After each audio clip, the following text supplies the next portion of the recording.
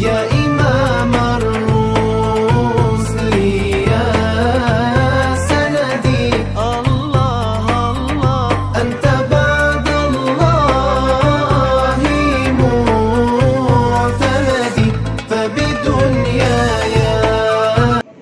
السلام عليكم ورحمة الله تعالى وبركاته.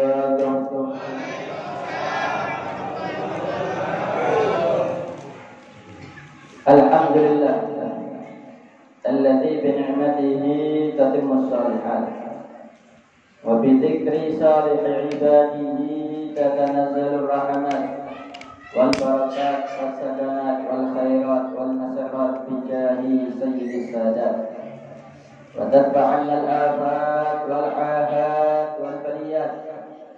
والصلاة والسلام على سيد الكائنات سيدنا ومولانا محمد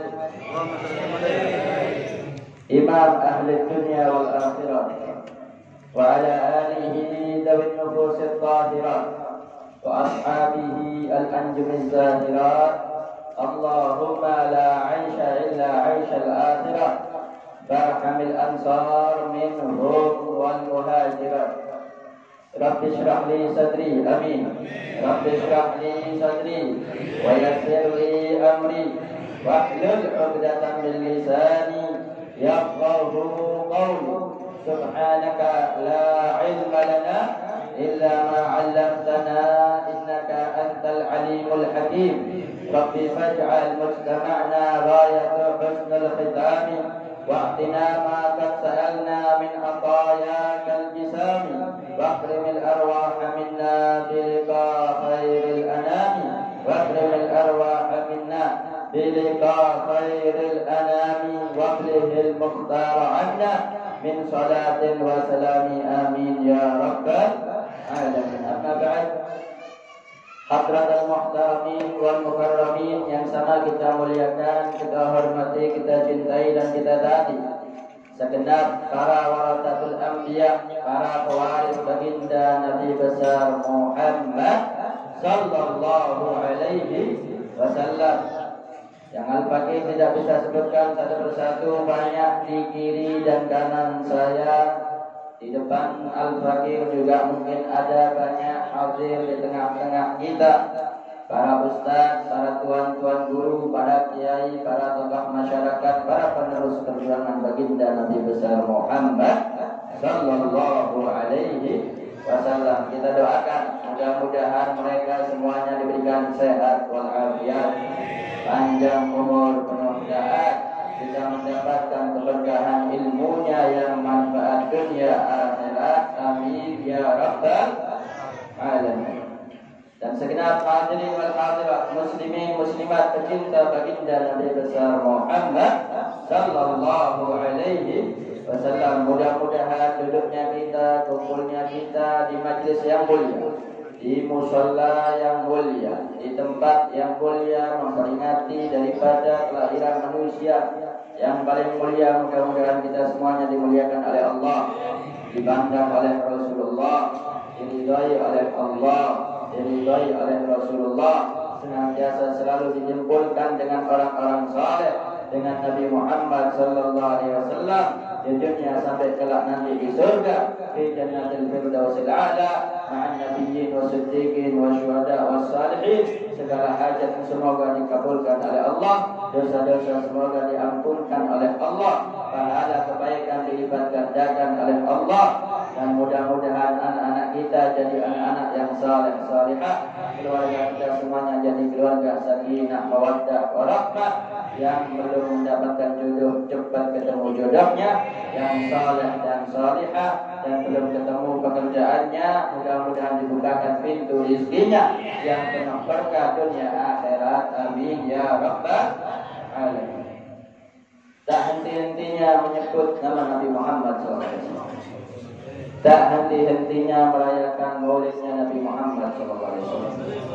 Lebih-lebih ahli sunnah wal jamaah bukan cuma bulan maulid mereka maulidan, bukan cuma bulan Rabiul Awal, bulan hari lahirnya Nabi Muhammad mereka merayakan, tapi setiap keadaan, kebahagiaan, bulan, pasti kita semuanya memulainya dengan pembacaan Maulid Nabi Muhammad sallallahu alaihi wasallam. Rasulullah sallallahu alaihi wasallam sudah sedikit banyak kita pahami bagaimana kemuliaannya, kedudukannya, kesempurnaannya. Oleh sebab itu jangan bosan-bosan menyebut nama Nabi sallallahu alaihi wasallam. Waqad qala al-mahmud isma Muhammadin ma'asmihi fi dzikri fa'aziz bi rif'ati. Namanya Allah, Pak. Namanya Allah, Bu, disandingkan dengan namanya Rasulullah. La ilaha illallah Muhammadur Rasulullah. Asyhadu an la ilaha illallah wa asyhadu anna Muhammadan Rasulullah. Tidak bisa dipisahkan. Allah saja yang maha sempurna, Al-Hayy, Al-Qayyum, maha hidup, maha tegak dengan sendirinya, enggak butuh terhadap apapun juga. Disandingkan namanya dengan nama Nabi Muhammad SAW. Lalu yang lain yang ada di alam semesta tidak mau disertai disebutkan namanya Nabi, maka tidak akan ada keberkahan di dalamnya. Oleh sebab itu tatkala Nabi disebutkan namanya, akan turun banyak rahmat daripada Allah. Dzikruh yasluh li kulli syai' wa 'inda kulli syai'. Menyebut nama nabinya, menyebut nama kekasihnya, menyebut nama Nabi Muhammad SAW itu baik untuk setiap keadaan, baik untuk setiap segala sesuatu, apapun bentuknya, akan menjadi penuh berkah, dirahmati oleh Allah Subhanahu wa taala, karena sumber wujud daripada bentuk rahmat dan berkah adalah Nabi Muhammad SAW. Bukan cuma secara fisiknya, daripada manusianya, daripada wujudnya, bahkan namanya pun tatkala disebutkan penuh berkah. Bahkan namanya pun tatkala dituliskan menurunkan banyak rahmat dari Allah Subhanahu wa taala. Ini nama yang sakral, nama yang agung, nama yang mulia. Nabi Muhammad sallallahu alaihi wasallam bukan seperti kita. Ini nama kekasihnya Allah, dicinta oleh Allah Subhanahu wa taala.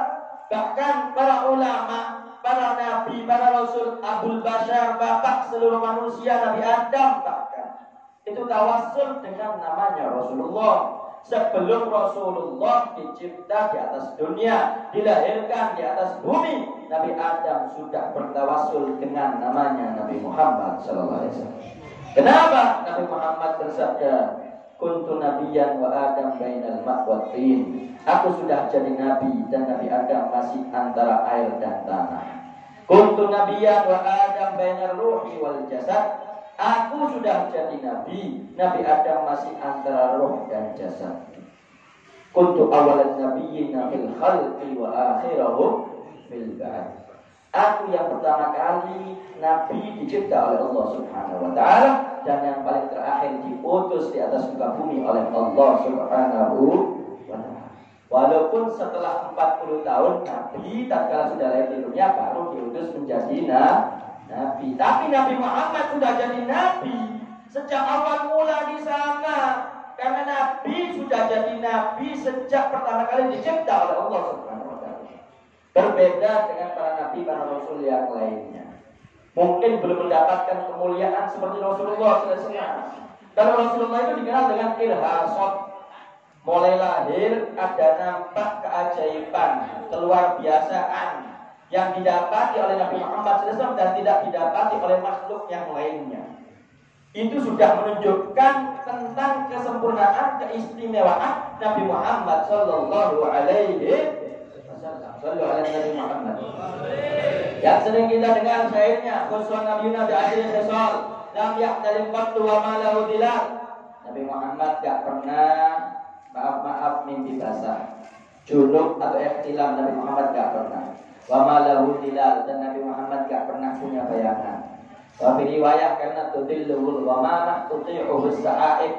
Nabi Muhammad senantiasa selalu dinaungi oleh awan mendung. Jadi Nabi kalau keluar dari rumahnya itu awan mendung selalu di atasnya Nabi, sehingga Nabi tidak kena terik panas matahari. Sejuk terus Nabi Muhammad SAW. Wa fi riwayah Nabi SAW itu adalah nur ala nur, cahaya di atas cahaya sehingga Nabi tidak memantulkan bayangan. Karena matahari itu cahaya dan Nabi Muhammad pusat cahaya. Matahari dicipta dari cahayanya Rasulullah SAW. Jadi Rasulullah jalan dimanapun, bahkan di bawah terik matahari yang panas itu tidak ada bayangannya. Karena Rasul itu full cahaya. Dan itu banyak riwayat haditsnya bagaimana Sayyidatina Aisyah radhiyallahu anha menjahit di waktu sahur, jarumnya jatuh, lampunya mati, Rasulullah masuk terang-benderang sampai menemukan jarumnya. Seraya mengatakan, alangkah bercahayanya wajahmu ya Rasulullah. Waktu sahur mati lampu, Rasulullah masuk terang-benderang rumahnya sampai menemukan jarumnya yang jatuh.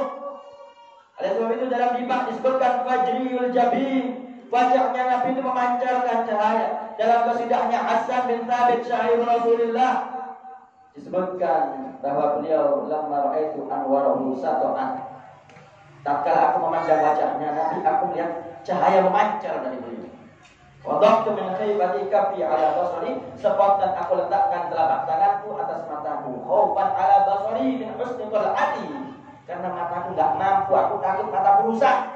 Falastu andurahu illa ala qadri, dan aku tidak memandangnya kecuali semampuku, dalam arti dia mengintip saja. Tidak langsung melihat begini dengan mata terbuka. Seperti hanya kita tatkala memandang matahari, enggak mungkin kita melihat seperti ini. Karena bisa rusak mata kita. Nabi Muhammad tetap jauh lebih jauh. Tapi Nabi Muhammad itu terkadang cahayanya diibaratkan lebih seperti rembulan atau bulan purnama, teduh, sejuk dipandang. Tidak panas seperti matahari, tidak silau seperti matahari. Tapi sesekali Nabi SAW seperti matahari cahaya. Dan itu disaksikan oleh Sayyidina Hasan bin Thabit, pandangan pertama tatkala beliau belum masuk Islam. Sehingga dari pandangan tersebut Sayyidina Hasan bin Thabit masuk Islam melihat daripada cahayanya Rasulullah sallallahu alaihi wasallam. Jadi irhasat ini sebelum mukjizat itu keluar biasaan, keistimewaan, kesempurnaan, kekuatan yang diberikan oleh Allah kepada para nabi setelah diutus menjadi nabi, setelah mendapatkan wahyu. Tapi Nabi SAW mulai bayi itu sudah mendapatkan keistimewaan, keutamaan yang luar biasa. Maka kata para ulama itu namanya irhasat. Kemudian tudillu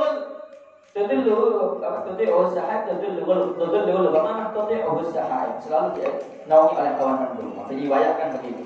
Kalau Rasulullah SAW di luar rumah, itu Rasulullah berteduh di satu pohon, itu pohonnya seperti payung, Pak, menutupi Nabi SAW, condong sendiri, menaungi daripada Nabi SAW supaya tidak terkena terik matahari. Karena semuanya makhluk ini mengenal Nabi SAW. Tidak ada yang tidak kenal Nabi SAW. Semuanya di alam roh sudah diproklamirkan, sudah diperkenalkan oleh Allah. Dalam Al-Quran disebutkan wa'idahullahu mitaqan nabiyyin dalam hati itu min kitab hikmah wa ja'akum rasul musaddiqun lima ma'akum la tu'minun nabiyyi wa la tansurunna. Qala aqrartum wa akhadtum ala dzalika isri qalu aqrarna qala fashhadu wa ana ma'akum minasyahidin. Kata para ulama ahli tafsir, itu semuanya tatkala sebelum dicipta oleh Allah masih di alam roh, disuruh bersaksi atas kenabian dan kerasulan Nabi Muhammad SAW. Jadi semua alam semesta ini mengenali Nabi SAW. Bahkan disebutkan Nabi SAW waktu kecil itu setiap jalan di daerah kota Mekah ada batu yang selalu memberikan salam kepada Nabi SAW. Assalamualaikum ya Rasulullah. Selalu batu ini memberikan salam kepada Nabi Muhammad Sallallahu Alaihi Wasallam. Bahkan diceritakan ada serigala ngomong. Ada seseorang di daerah luar daripada kota Mekah, dia pengembala kambing, pengembala domba. Sekali waktu dombanya diambil oleh serigala mau dimangsa. Nah, tatkala yang mau dimangsa ini dombanya yang berat, yang besar, maka dia agak kesusahan sehingga ketahuan oleh yang mengembala. Akhirnya dikejar mau dipukul supaya dia lari. Ngomong serigala. Saya mengatakan jangan ganggu aku, biarkan ini menjadi rezekiku. Bukankah kita makhluk Allah sudah ditentukan rezekinya oleh Allah? Kaget ini pengembala kambing ini, pengembala domba ini. Kamu bisa ngomong? Maka kata serigala ini, jangan heran, ada yang lebih mengherankan daripada aku bisa ngomong kepadamu. Apa yang lebih mengherankan? Maka dikatakan oleh serigala ini, ada Nabi akhir zaman di Mekah. diutus oleh Allah, tapi manusia terutama yang di daerahnya membencinya dan mengusirnya. Dia sekarang ada di Makkah. Tatkala mendengar itu, terperanjak pengembala domba atau kambing ini, kemudian bergegas untuk mencari Nabi Muhammad Sallallahu Alaihi Wasallam. Tidak lagi cari informasi sampai kemudian ketemu berjumpa dengan Nabi Muhammad SAW. Maka kemudian dia bersaksi atas kenabian Rasulullah Sallallahu Alaihi Wasallam dan bercerita bahwa ada serigala ngomong kepadanya dengan kronologi cerita yang tadi. Maka kata Rasulullah SAW, betul, semuanya mengenaliku, semuanya tidak ada yang tidak kenal denganku. Kata Rasulullah SAW, dan itu termasuk tanda-tanda akhir zaman, binatang bisa ngomong dengan manusia. Bahkan tidak diharuskan dia adalah Nabi, adalah Rasul. Kalau Nabi Sulaiman gak heran, mukjizatnya bisa ngomong dengan binatang. Tapi di dalam umatnya Nabi SAW, karena di akhir zaman binatang bisa berkomunikasi dengan manusia, tapi dengan bahasa manusia. Nah, kalau kita mencoba ngetes ngomong sama semut, sama burung dengan bahasanya burung, ya agak error berarti kan gitu. Bukan ngomong namanya itu, mencoba memahami. Tapi yang dimaksud kharibul adat keajaiban di sini, serigalanya atau anjingnya ini ngomong dengan bahasa manusia sehingga pengembala domba itu bisa ngomong berkomunikasi dengan serigala tersebut. Dan itu menunjukkan pertanda bahwa semuanya mengenali Nabi Muhammad Sallallahu Alaihi Wasallam. Kata para ulama, batu yang sering mengucapkan atau memberikan salam kepada Nabi Muhammad tatkala beliau di Makkah adalah batunya Hajar Aswad. Jadi Hajar Aswad itu setiap melihat Nabi SAW lewat selalu memberikan salam kepada Nabi Muhammad Sallallahu Alaihi Wasallam. Dan banyak lagi Pak, pohon pun kenal sama Nabi Muhammad SAW. Pohon itu juga memberikan salam kepada Rasulullah. Bahkan juga ontanya Nabi Sallallahu Alaihi Wasallam, ontanya Nabi jatuh cinta kepada Nabi Muhammad Sallallahu Alaihi Wasallam. Namanya Qaswa. Itu yang dipakai hijrah dari Mekah ke Madinah waktu riwayat. Makanya tatkala masuk Madinah, orang-orang Al-Ansar dari kaum Ansar Madinah ingin supaya Nabi singgah ke rumahnya atau tinggal di rumahnya, menginap di rumahnya, berebut supaya bisa dapat berkah yang banyak. Tapi Nabi SAW mengikuti ontanya. Ontanya tinggal atau diam di mana, Nabi SAW akan tinggal dan diam di situ. Maka dalam dibab disebutkan pada jadbal simami wala tasubha faqaidu syauqiha lil hayy jadid. Da'uha innaha ma'murah. Tinggalkan ini onta, jangan engkau giring karena dia ikut sesuai dengan arahanku, walaupun tidak diarahkan secara langsung oleh Nabi. Karena beliau SAW yang menungganginya. Jadi sudah paham. Karena Nabi SAW tidak berucap, tidak berbuat kecuali dengan bimbingan Allah Subhanahu wa Ta'ala, wahyu dari Allah. Onta pun yang dinaikinya maka memahami apa yang dimaksud oleh Rasulullah Sallallahu Alaihi Wasallam. Maka tatkala Nabi SAW waktu itu sudah meninggal, riwayat masih ada disebutkan dalam dibab. Ada hadis surah Bismillahirrahmanirrahim. Bahasa surah At-Taubah. Rakaib itu seperti bernyanyi orang, nyanyi penuh dengan kerinduan seperti orang mabuk, linglung warnanya Nabi SAW. Alam taroha wa qad qaddat. Tidakkah engkau melihat onta ini memanjangkan daripada setiap jengkal kakinya atau setiap langkahnya? Alam taroha wa qad qaddat wa salat min madamiha sahaib, dengan penuh tangisan teriak air mata yang tidak henti-hentinya rindu Nabi Sallallahu Alaihi Wasallam. Tapi riwayat cerita ini atau onta ini dikisahkan Al-Qaswa ini setelah meninggalnya Rasulullah SAW. Ontanya berada di luar Madinah, tahu kabar bahwa Nabi SAW meninggal, sehingga dia mendekati kota Madinah dengan penuh tangisan karena rindu Nabi Muhammad SAW. Sebab itu dibilang pada jadbal zimami wala tasubha faqaidu syauqiha lil hayy jadid. Biarkan onta ini jalan dengan sendirinya karena dia tahu siapa yang dia rindukan adalah Nabi Muhammad SAW. Baik sorobat kamaha maka illa innaka fi tariqil 'ubbi kadib. Paham hal tersebut. Kalau kamu ngaku cinta kepada Nabi tapi belum bisa linglung seperti onta itu yang rindu kepada Nabi, cintamu dusta kepada Nabi SAW. Karena tatkala onta ini mengetahui di Madinah Nabi sudah tiada dan dikuburkan, ini onta Al-Qaswa nangis tiada henti sampai buta. Jadi ontanya Nabi Qaswa ini nangis sampai buta. Ada juga keledainya Nabi, hewannya Nabi namanya Yaqur atau Aifur. itu menceburkan dirinya ke sumur setelah mengetahui Nabi Muhammad SAW meninggal dunia. Jadi bunuh diri. Keledainya Nabi SAW bunuh diri karena jatuh cinta sama Nabi. Ya, kita orang umatnya wala nangis, wala rindu, gak pernah sama sekali kepada Rasulullah Sallallahu Alaihi Wasallam. Bahkan yang terkenal, yang sering kita ceritakan, Haninul Jadab, bagaimana akar pohon kurma, rindu, cemburu, tidak pengen pisah dan jauh dari Nabi Sallallahu Alaihi Wasallam. Dan kalau orang-orang daripada para sahabat membuatkan mimbar khusus untuk Nabi, khutbah khususnya di hari Jumat, itu Nabi SAW di tengah-tengah khutbah Jumatnya mendengar rintian, tangisan daripada anak kecil. Didengarkan oleh Nabi kok lama-kelamaan tambah keras, sehingga para sahabat juga yang hadir di satu majelis tersebut mendengarkan tangisannya. Maka kemudian wakil riwayat Nabi SAW memotong daripada khutbahnya sampai turun daripada mimbarnya mencari anak kecil mana yang nangis ini, kok nggak ada yang diamkan, nyari semuanya. Para sahabat mencari, Nabi SAW mengikuti sumber suaranya, nggak taunya dilihat adalah pohon kurma, akar batang pohon kurma. Maka subhanallah dipeluk oleh Nabi Muhammad SAW. Dan kemudian ditanya, kenapa? Dibilang, ya Rasulullah, engkau tidak lagi memakaiku sebagai mimbarmu.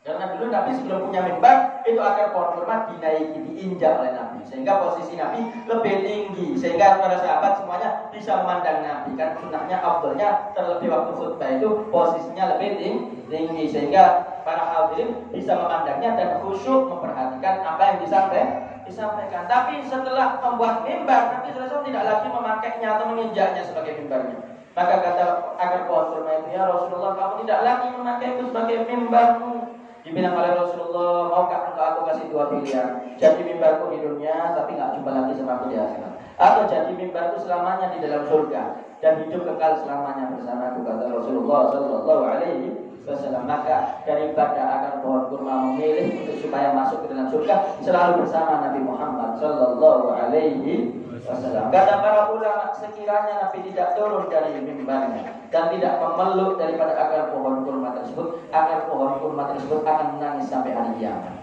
Bahkan akar pohon kurma tersebut akan terbelah menjadi dua, karena betul-betul selalu merindukan Nabi Sallallahu Alaihi Wasallam dari tangisannya yang kuat sampai terdengar oleh seluruh para sahabat Nabi Sallallahu Alaihi Wasallam. Jadi semuanya mengenal Nabi, gak ada yang gak kenal Nabi Muhammad SAW.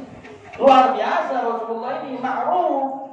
Kenapa? Sumber kehidupan Nabi Muhammad SAW. Jadi kira asal dimiliki oleh Nabi Muhammad, tanda-tanda kenabian itu sudah nampak dan menunjukkan inilah Rasulullah SAW. Inilah rahmatan lil alamin yang diwujudkan oleh Allah Subhanahu Wa Taala untuk alam semesta. Begitupun juga yang seperti yang kita sampaikan tadi di waktu siang. Wal ardu ma yakhruju min hutub talaq kadzalika dzubab anhum tanaq.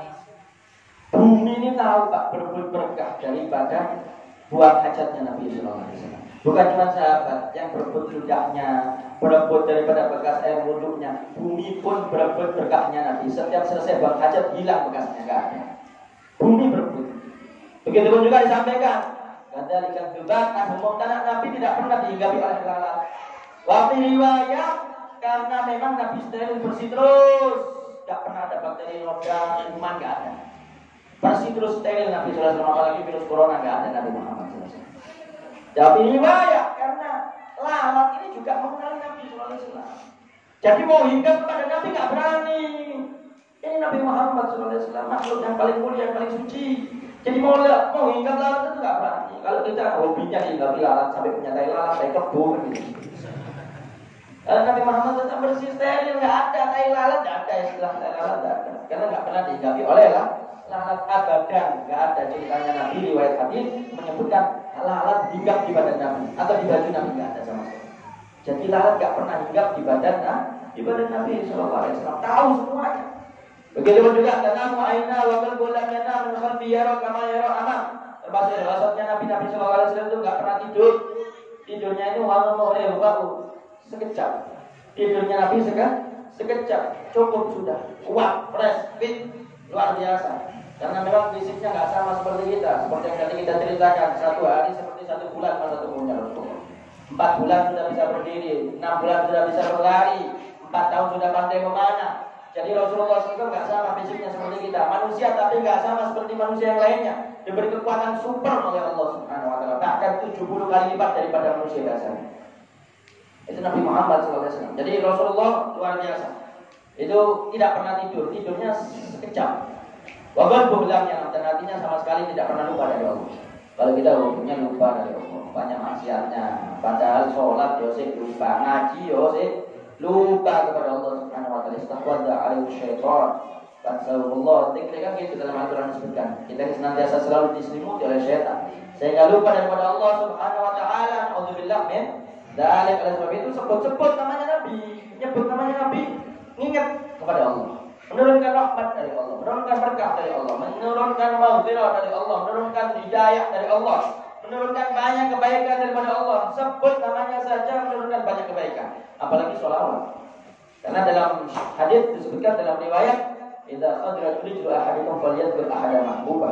Kalau ada yang sakit kakinya di antara kalian, sebutlah salah satu nama kekasihnya. Yang dimaksud adalah Nabi Muhammad SAW. Dan itu dibuktikan oleh para sahabat Nabi SAW. Tatkala sakit kakinya atau terluka atau apa, itu disebut namanya Nabi Muhammad sembuh. Luar biasa. Dari saking yakinnya, dari saking takdimnya, dari saking cintanya. Kalau kita beda kelasnya, kenapa? Karena nggak kuat cintanya, nggak kuat yakinnya. Jangankan Nabi Muhammad, hatam Quran nggak ada efeknya. Sampai insyaallah suatu Quran diwasudul minal jinnati wan nas terus qadaqul hatam. Kadang orang kesurupan dibacakan tambah stres, tambah mati kan. Kalau efeknya plus kan nggak mandi, plus karena kosong nanti.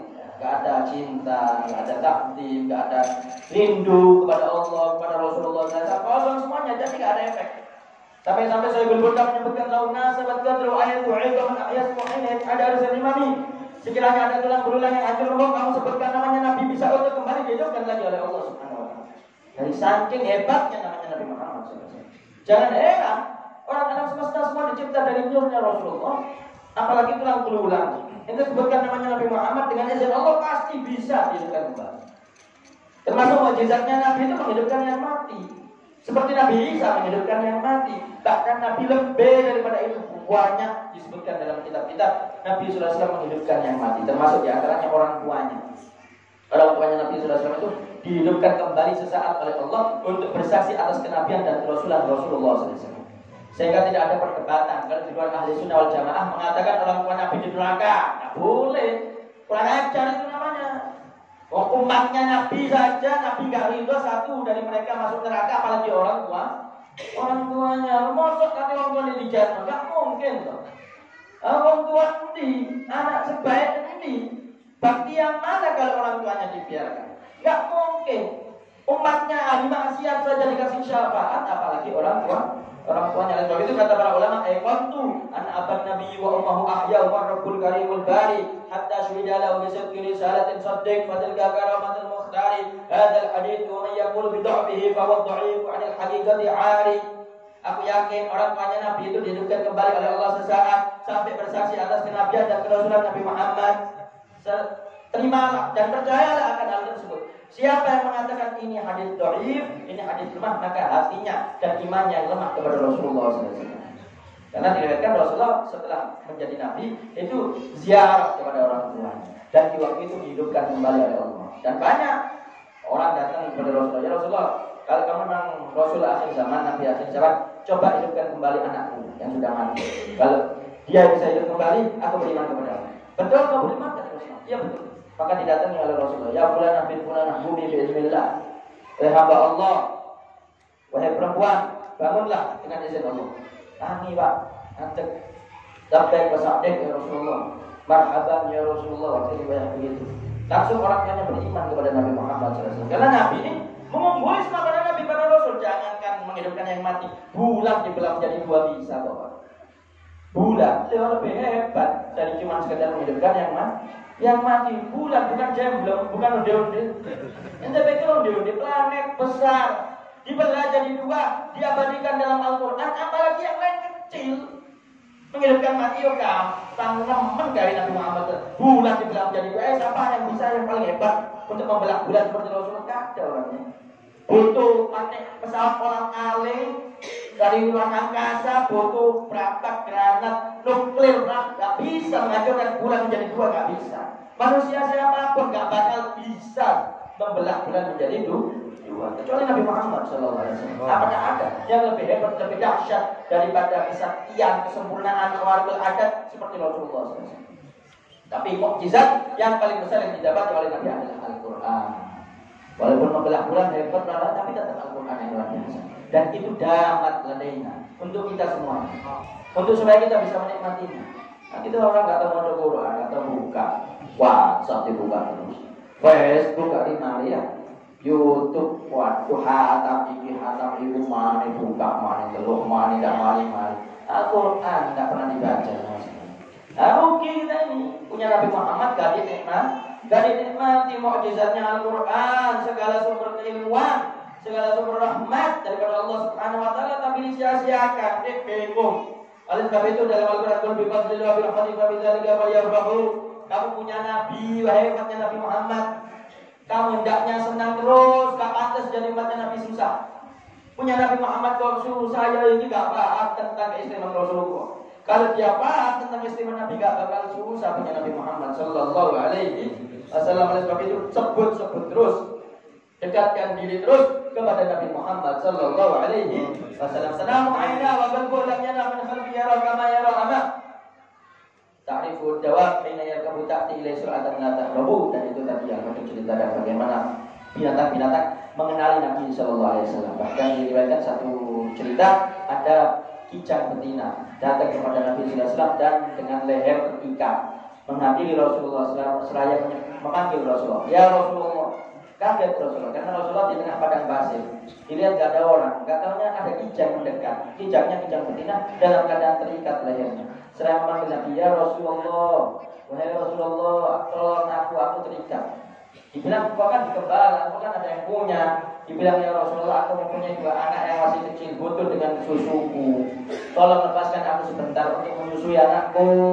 Maka kata Nabi, apa janjimu? Apa jaminanmu? Dibilang ya Rasulullah, kalau aku tidak menepati janjiku, aku akan diadab oleh Allah seperti diadabnya orang yang makan riba, kata kijang betina yang ngomong kepada Nabi Sallallahu Alaihi Wasallam. Kalau begitu, ya, aku lepaskan dan aku tunggu engkau kembali ke sini. Sebelum pengembalanya datang, subhanallah, gak lama kijangnya balik lagi. Setelah selesai menyusui anaknya, kemudian diikat lagi oleh Nabi Sallallahu Alaihi Wasallam. Subhanallah, penyembah yang punya daripada kijang ini datang.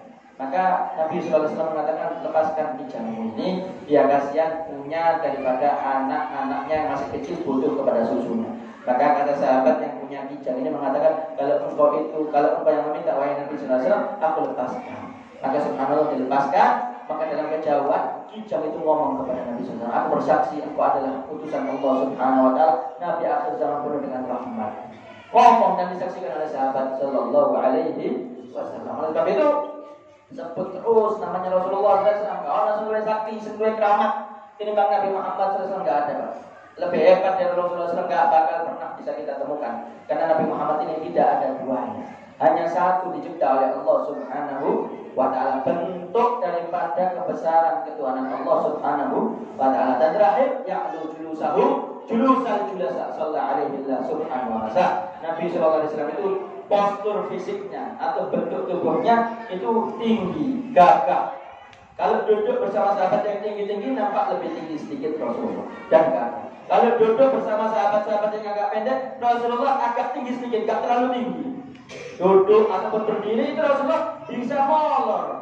Badannya itu menyesuaikan. Kalau bersama orang tinggi-tinggi, gagah-gagah, Rasulullah lebih tinggi sedikit. Kalau kumpul sama yang pendek-pendek, Rasulullah lebih tinggi sedikit. Jadi nggak kelihatan cek dukur tempat orang itu, cek pendeknya teman dah.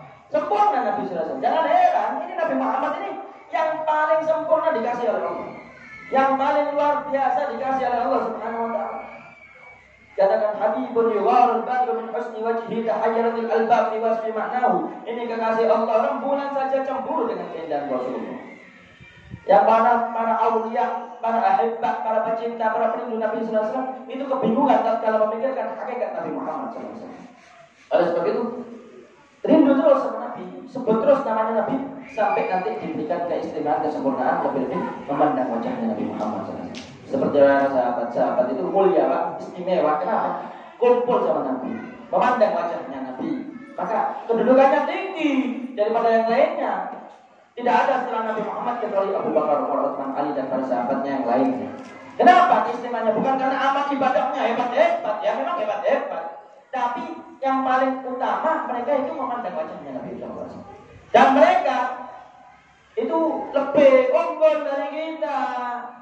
Sekali lagi karena Nabi ini pilihan, zamannya pilihan, manusianya pilihan, sahabatnya pilihan, semuanya pilihan. Kalau kita pantas jadi sahabatnya Nabi, kiranya pasti kita hidup di zamannya Nabi Muhammad SAW. Tapi kita ini nggak mampu jadi sahabatnya Nabi. Jadi sahabatnya Nabi berat. Jadi umat Islam di akhir zaman itu lebih sampean ini kakean sambat kok. Oke, kakean sambat tok. Tuh kali kuat tuh request sama pangeran. Karena nama dari ibadah request semua tak kena itu. Jalur ini. Orang syukur ikhlas. Sahabatnya Nabi SAW itu berat jadi sahabatnya Nabi. Tadi disebutkan dalam qiraah daripada Al-Quran. Walam mar'al mu'minun al-ahzab qalu hadha ma wa'adana Allah wa rasuluhu wa sadaqa Allah wa rasuluhu wa ma zadahum illa imanan wa taslima. Itu para sahabat Nabi yang diajak perang Pak kudu siap Pak. Kau itu hayya 'alal jihad. Mulus aku semua tempurung. Ku air aku sik prei ya melo jate. Yo dulu zaman. Kafir kan. Hijrah dengan Mekah Madinah tinggal anak bojo, tinggal omah, tinggal keluarga. Iso. Aduh. Iku alasane sewu akeh gitu loh. Manut anakku yo opo. Bojoku penggaweanku yo opo, aku terus yo opo mangane aku. Kamari-kamari gitu lah. Sahabat Nabi, ayo hijrah. Wabut tuh dari sahabat Nabi. Jadi ojo aku iso nek koyo ngono ae ora iso. Ya iso, kalau kelas kita gak mampu, sekiranya kita mampu jadi sahabat Nabi, maka kita ini jadi muslimnya waktu zamannya Nabi Muhammad. Jadi untuk walaupun gak jadi sahabat Nabi, tetap jadi mati kanjeng Nabi. Islam, iman sama Nabi Muhammad SAW itu sudah nikmat besar. Para sahabat ini ujiannya besar, berat. Minal mu'minin dan jalur sadaku ma'ahadullah alaih wa minhum man qadha nahba wa minhum man yantazir wa ma badalu tabdila. Mereka itu orang-orang beriman dapat kedudukan, dikasih sertifikat jaminan sudah beriman sempurna kepada Allah. Jadi kapanpun diajak siap sampai waktu akan ditinggal Allah bebas kayak kan Nabi Muhammad SAW. Karena memang betul-betul cinta full imannya kepada Allah, kepada Rasulullah Sallallahu Alaihi Wasallam. Kalau di yang lainnya diceritakan dalam surat Taubah atau Barokah itu tatkala Rasulullah SAW mau perang Tabuk ada beberapa sahabat yang udurnya itu bukan udur syar'i, uduran karena malas, karena capek. Padahal di perang-perang yang lain mereka ikut, tapi waktu itu tok dia mau istirahat dulu, kesel, manusiawi. Tapi subhanallah langsung dapat teguran dari Allah Subhanahu wa taala. Wa min man a'adallahu lil atana min fadlihi lanasaddaqanna wa lanakunanna minas sholihin. Melihat sahabat-sahabat yang lain terutama Sayyidina Utsman, Sayyidina Abdurrahman bin Auf, kaya raya. Jadi kalau jihad itu hartanya saja yang paling banyak disumbangkan, triliunan yang nyumbang Nabi sallallahu alaihi wasallam. Itu miliaran, triliunan. Kalau nyumbang Nabi Muhammad untuk jihad utamanya triliunan yang keluar. Nah, tadi ini kan kayak 1.500 viral sosmed, waduh nek sawono ae. Buaya ya karuan. Ini kan triliunan, itu miliaran, triliunan. Kayak aja Sayyidina Utsman, Sayyidina Abdurrahman bin Auf terutama. Ditegur oleh Allah karena ada beberapa sahabat ini kalau iri adalah sahabatnya Nabi sing sukses gak melo jihad pisan, tapi dosane metu kabeh, bantu guys jihad karena dia memilih untuk supaya bisa mengais banyak harta kekayaan, tapi untuk perjuangan beda daripada porsinya, beda daripada posisinya, tapi Rasul yang sudah mengatur. Nah, sahabat yang lain yang pas-pasan ini tidak jihad, alasan terutama waktu perang Tabuk. Perang Tabuk itu di daerah Syam, daerah Syria, daerah Palestina. Dari Madinah jauh, perjalanan 3 bulan lebih. Perjalanan itu kesel pak, gak ada ruang keselin. Ngaku segil, ribuan itu daripada sahabatnya Nabi yang diajak jihad. Nah, ini ada beberapa segelintir sahabat Nabi, akrab, udurnya ya istilahnya kurang bersama ini bahasa basi lah, boleh alasan. Tapi subhanallah langsung ditegur oleh Allah Subhanahu Wa Taala. Kalau mata mengkodi bakhilu bihi, patawallahu mu'ridun. Aku Sayyidina Umar, Sayyidina Abdurrahman itu yang pasti nggak bisa tak soda, aku bisa tak bantu, bisa tak perjuangan, tak peduli aku. Tapi subhanallah tatkala dikasih harta benda mereka pelit, enggak mampu, enggak kuat. Pas Sayyidina Utsman, pas Sayyidina Abdurrahman ketono harta gak pertimbangan. Bedo niatnya terus berubah. Niatnya berubah, amalnya berubah dan dicap oleh Allah Subhanahu wa taala sebagai orang-orang munafik di tobat. Ambil Gusti Allah, ambil Rasulullah sallallahu alaihi wasallam. Jadi berat jadi sahabatnya Nabi Muhammad SAW. Oleh sebab itu, wis untung, syukur gede kita semuanya jadi umatnya Nabi Muhammad SAW. Tinggal syukuri, tinggal bagaimana selalu dekat kepada Rasulullah. Kalau kiranya kita mimpi kanjeng Nabi, ditekani kanjeng Nabi, wah nikmat hebat luar biasa. La tawqasani bi ru'yati wajhin zala an kulli ma ra'ahu syaqaw. Setiap orang yang memandang wajah Nabi pasti jadi wali, Pak. Pasti jadi beruntung dunia akhirat. Para aulia itu seperti Sayyidina Abdurrahman, Umar bin Abdurrahman al-Attas, Tubil Anfas, seperti Abu Abbas al-Mursi. Begitupun juga para imam yang lain disebutkan dalam kalamnya. Wallahi, demi Allah, la waba'ani Rasulullah SAW ma'adatu nafsi minal muslimin. Demi Allah, jika sekiranya Nabi SAW hilang dari pandanganku sekejap saja, aku tidak hitung diriku termasuk golongan orang-orang Islam. Jadi mereka itu selalu memandang wajah Nabi SAW, selalu kelihatan Rasulullah SAW. Atau riwayat paling tidaknya mereka senantiasa selalu menghidupkan sunnahnya Nabi, selalu ikut total sempurna daripada ajaran Rasulullah SAW. Nah, kita orang sunnahnya gak harus dilakoni, kadang semua wajib ditinggal, ngoten haram disikat kabeh halal wit. Ngoten lah. Apa-apa wis pepet iki halal wis. Ketok kanjeng Nabi ra iso. Ketok gendruwo, ketok jerangkong, kuntilanak, turu gak maca donga, pengen mimpi Nabi. Tenan ketemu Nabi, tidak kira. Yang kemudian ketemu kuntilanak, sami kalau apa. Kata maca sholawat, kata maca donga, kata mimpi kanjeng Nabi. Kanjeng Nabi alaihi wasallam itu ayo daripada momen maulid, momen daripada peringatan hari lainnya, tidak ada tujuan lain kecuali kita supaya tambah cinta kepada Nabi, supaya tambah rindu kepada Nabi sallallahu alaihi wasallam, tasbihan lisabirin kata Al-Habsyi, supaya rindu kepada Nabi sallallahu alaihi wasallam, karena tidak ada yang lebih indah di dunia ini seperti memandang wajahnya Rasulullah sallallahu alaihi wasallam, seperti kumpul dengan Nabi Muhammad sallallahu alaihi wasallam. Semoga kita semuanya diberikan kemuliaan oleh Allah Subhanahu wa taala, bisa memandang wajahnya Rasulullah, bisa kumpul bersama Rasulullah di dunia sampai di akhirat, fi jannatil firdausil a'la ma'an nabiyyin wasiddiqin wasyuhada wassalihin. Rabbana fa'na bima 'allamtana, rabbi 'allimna alladhi yanfa'una, rabbi faqihna wa baqi ahlana وقربات لنا في ديننا بحر القدر والتواتك ربي وفقنا ووفقكم لما ترتضي قولا وفعلا كرما وارزق الكل حلالا دائما واخلا يا علماء نحظى بالخير وننفع كل شر ربنا اشرح لنا كل شؤون واكرمنا بالرضا منك العيون واقدرنا ربنا كل الديون قبل ان تاتينا رسلا منور واغفر واستر انت اكرم من ستر وصلاه الله تغشى المصطفى من الى الحق دعانا والوفاء بكتاب فيه للناس شفاء وعلى الال الكرام شرفا وعلى صحب المصابيح الهدى. اللهم اهدنا بهداك واجعلنا ممن يسارع في رضاك ولا تولنا وليا سواك ولا تجعلنا ممن خالف امرك وعصاك وحسبنا الله ونعم الوكيل ولا حول ولا قوه الا بالله العلي العظيم وصلى الله على سيدنا مولانا محمد النبي الامي وعلى اله وصحبه وسلم والحمد لله رب العالمين. Semoga bermanfaat, kurang lebihnya sebagai mohon maaf. Hadza minni wal afwu minkum. Assalamualaikum warahmatullahi wabarakatuh.